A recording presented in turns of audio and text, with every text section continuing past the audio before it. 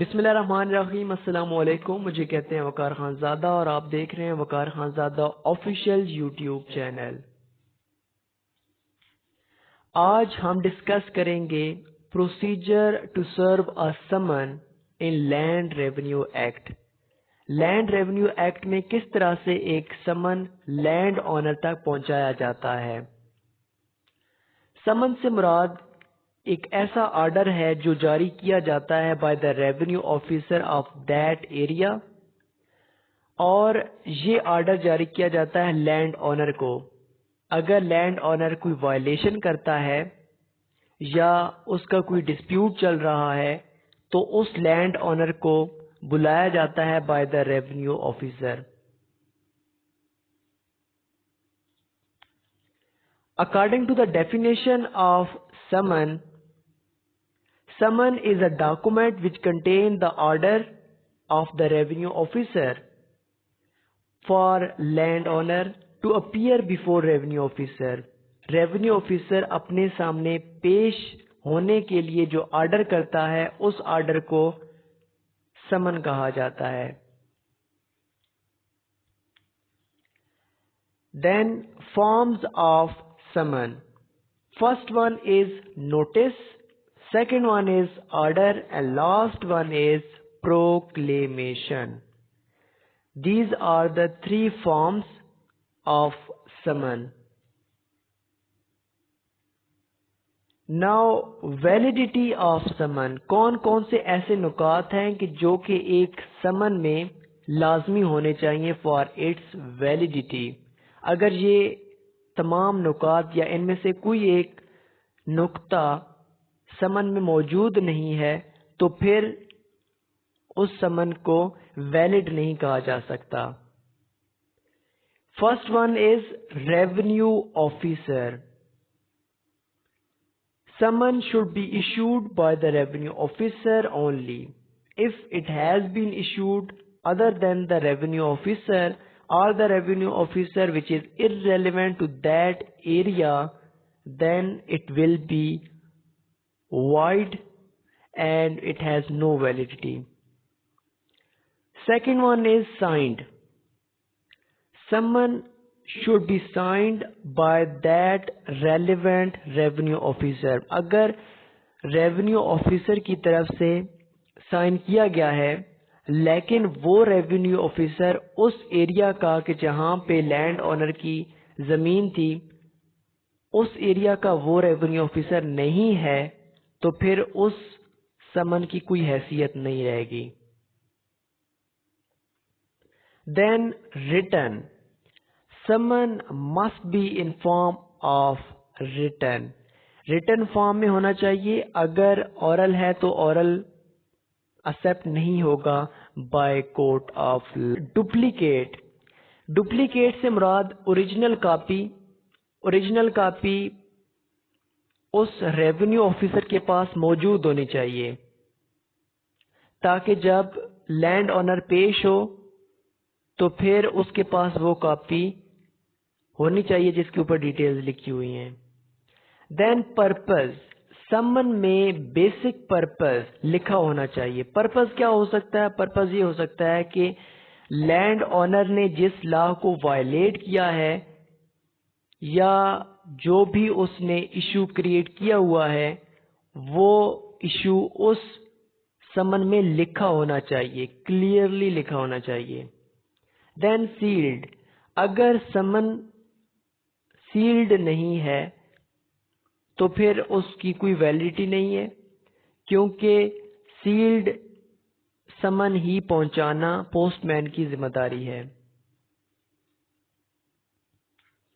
Now the process of service of summon. Summon को किस तरह से पहुंचाया जाएगा टू द लैंड ऑनर, और लैंड ऑनर अगर रिसीव कर लेता है लेकिन फिर भी रेवेन्यू ऑफिसर के सामने पेश नहीं होता तो फिर उसके ऊपर क्या पेनल्टी इंपोज की जाएगी वो भी हम डिस्कस करेंगे। और क्या हॉलीडेज में, छुट्टियों के दिनों में कोई प्रोसीडिंग हो सकती है और प्लेस ऑफ सिटिंग क्या होगी वो भी हम डिस्कस करेंगे। सबसे पहले लैंड ऑनर। समन जिस लैंड ओनर की तरफ भेजा गया है, पोस्टमैन की ये जिम्मेदारी है कि वो उस ही लैंड ओनर को पहुंचाए। देन फैमिली मेंबर, अगर लैंड ओनर सिटी से बाहर है या कंट्री से बाहर है तो फिर किसी भी फैमिली मेंबर को वो समन दिया जा सकता है, लेकिन शर्त ये है कि वो फैमिली मेंबर अडल्ट भी हो और सेन भी हो। टू अथराइज्ड एजेंट, अगर दोनों मौजूद नहीं है, कोई फैमिली मेंबर भी मौजूद नहीं है और जो लैंड ऑनर है वो भी मौजूद नहीं है, लेकिन उसने कोई अपना एजेंट छोड़ा हुआ है, कोई अपना टेनेंट छोड़ा हुआ है अपनी जमीन पर, तो फिर वो सम्मन उस एजेंट को दिया जाएगा और उसके जरिए से लैंड ऑनर को बुलाया जाएगा। टू लास्ट रेजिडेंस, अगर उस लैंड ऑनर का कोई एजेंट भी नहीं है, कोई फैमिली मेंबर भी नहीं है, खुद भी नहीं है यहाँ पे मौजूद, तो फिर उसकी जो आखिरी पता है, उसकी आखिरी रहाइश का जो पता है, उस पे वो समन भेज दिया जाएगा। टू कलेक्टर, अगर रेवेन्यू ऑफिसर के पास उसकी आखिरी रहाइश का भी पता मौजूद नहीं है और ना ही उसका कोई अता पता पाकिस्तान में है या सिटी में है, तो फिर उस एरिया के कलेक्टर को ये भेजा जाएगा, क्योंकि कलेक्टर के पास तमाम इंफॉर्मेशन होती है about the land owner and the tenant. Then plenty after summon, अगर समन किसी लैंड ओनर को किया गया है लेकिन फिर भी किसी वजह से वो नहीं आ सका, 3 दफा का 3 चांस होते हैं, 3 चांस में अगर लैंड ओनर नहीं आता तो फिर उसके ऊपर प्लेंटी इंपोज की जाएगी जो कि 500 रुपीज हैं। सो प्लेंटी इस वजह से इंपोज की जाती है क्योंकि revenue officer is kind of court, कि जहां पे डिस्प्यूट को भी खत्म किया जाता है और जो वायलेशंस हैं उनको भी देखा जाता है। तो अगर कोई रेवेन्यू ऑफिसर के अहकाम को नहीं मानता, अहमियत नहीं देता, तो जब उसको पेश किया जाएगा उस रेवेन्यू ऑफिसर के सामने, तो अगर लैंड ओनर के पास कोई वैलिड रीजन ना हुई तो फिर उसको 500 रुपए का जुर्माना किया जा सकता है।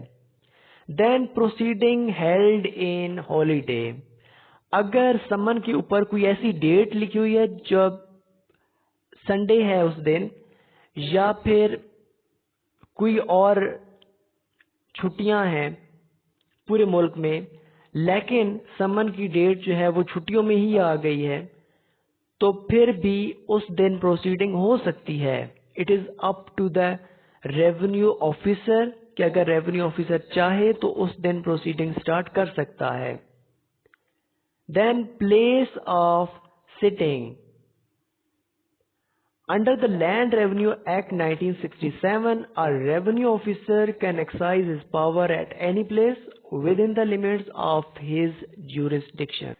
तो होता कुछ इस तरह से है कि रेवेन्यू ऑफिसर अपने इलाके में, अपनी हदूद में, जहां पे भी चाहे, चाहे वो गांव में चाहे, चाहे वो सिटी में चाहे, तो जहां पे भी वो चाहे वो उस लैंड ऑनर को बुला के प्रोसीडिंग स्टार्ट कर सकता है। Thank you so much.